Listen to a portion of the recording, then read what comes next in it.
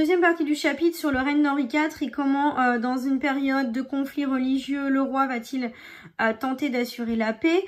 On travaillera à nouveau sur le manuel, page 120-121.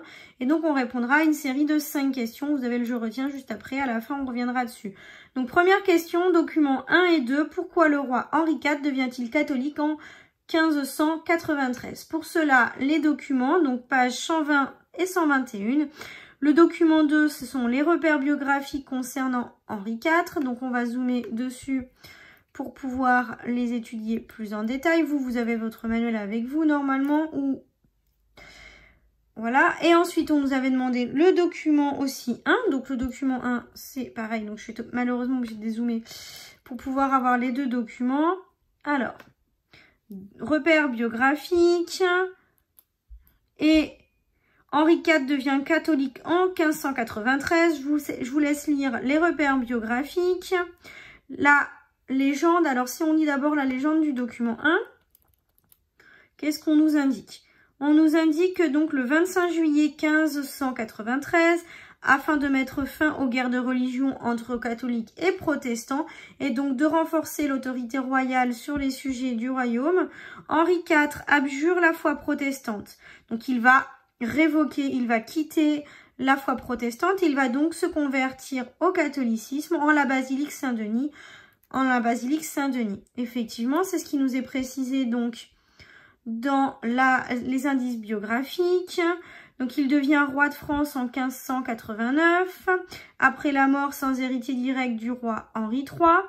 Il va mener de nombreuses batailles et il va finir par quitter la religion protestante pour se convertir au catholicisme. À votre avis, donc pourquoi? Pourquoi fait-il ce choix? Effectivement, tout simplement, parce que déjà, se convertir au catholicisme, ça va permettre de mettre fin aux guerres de religion, puisque la majorité des Français à l'époque sont de confession catholique. Et ça va aussi...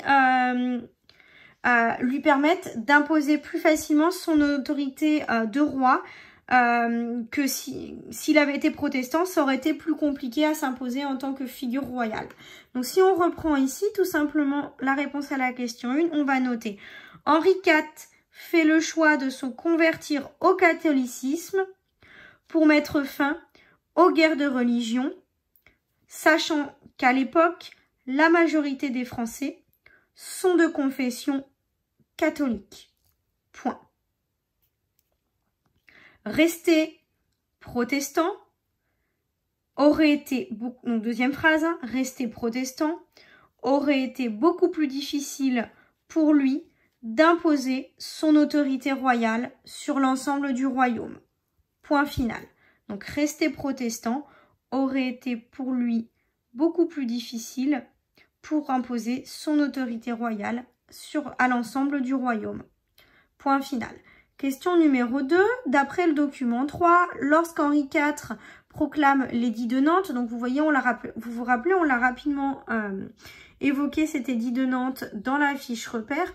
Quel est son but principal lorsqu'il va proclamer l'édit de Nantes? Alors, on va travailler le document 3. En 1598, Henri IV établit la paix religieuse par l'édit de Nantes.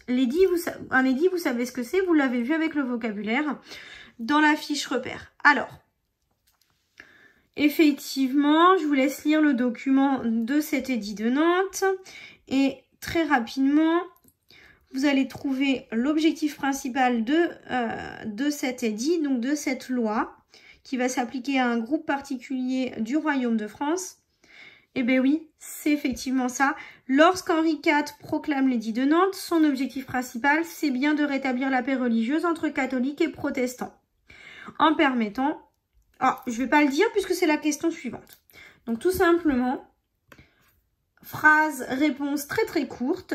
Lorsqu'Henri IV proclame l'édit de Nantes en 1598, son objectif principal, c'est de rétablir la paix religieuse en France. Et ensuite, toujours avec ce document, quels sont les droits donnés aux catholiques et aux protestants par cet édit de Nantes?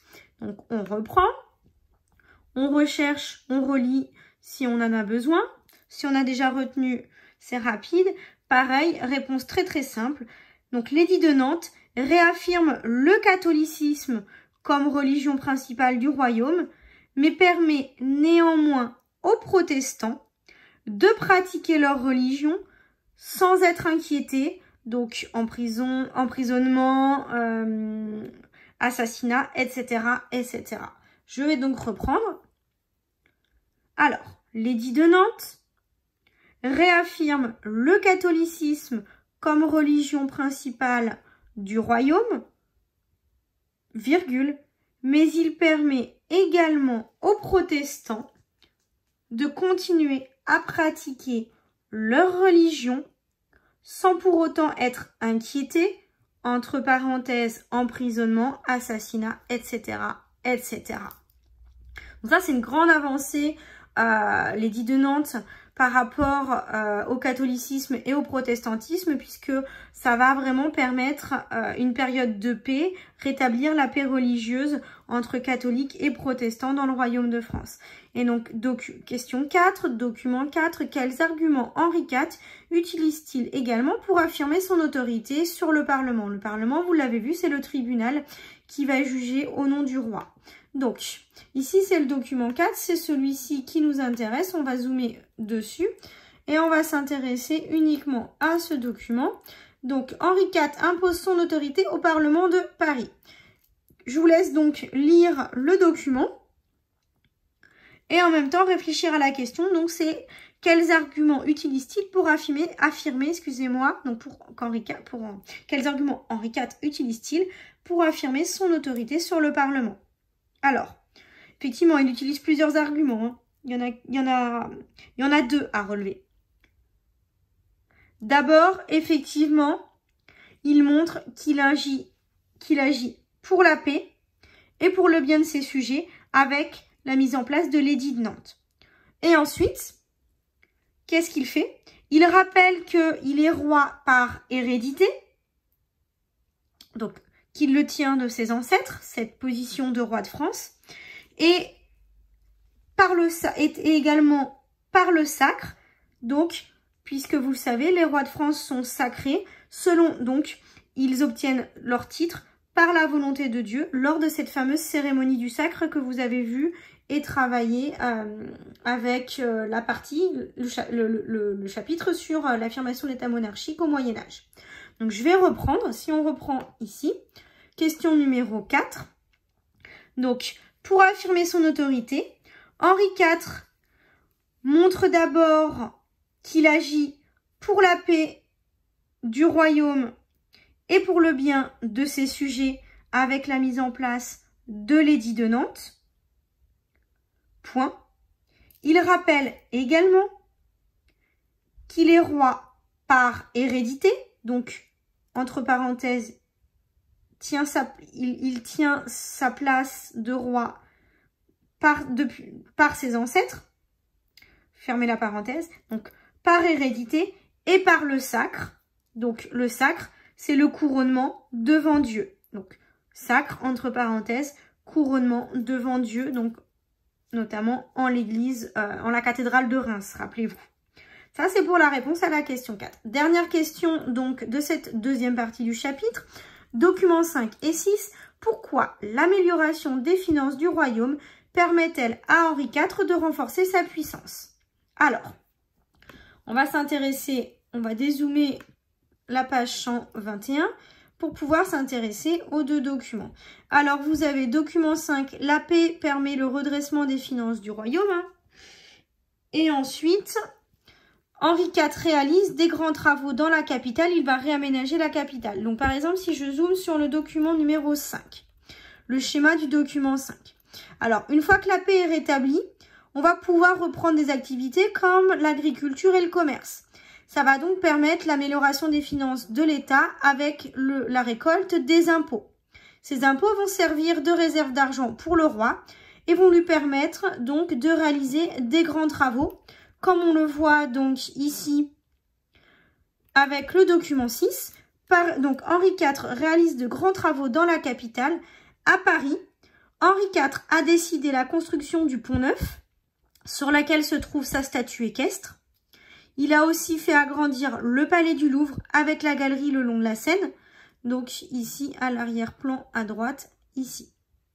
Donc le Pont Neuf, ici, là, vous êtes sur le Pont Neuf avec la statue équestre d'Henri IV. Il a aussi, qui n'est pas précisé dans le document, il a aussi fait installer la pompe de la Samaritaine qui va permettre d'alimenter Paris en eau potable, en puisant l'eau de la Seine et permettre d'alimenter Paris en eau.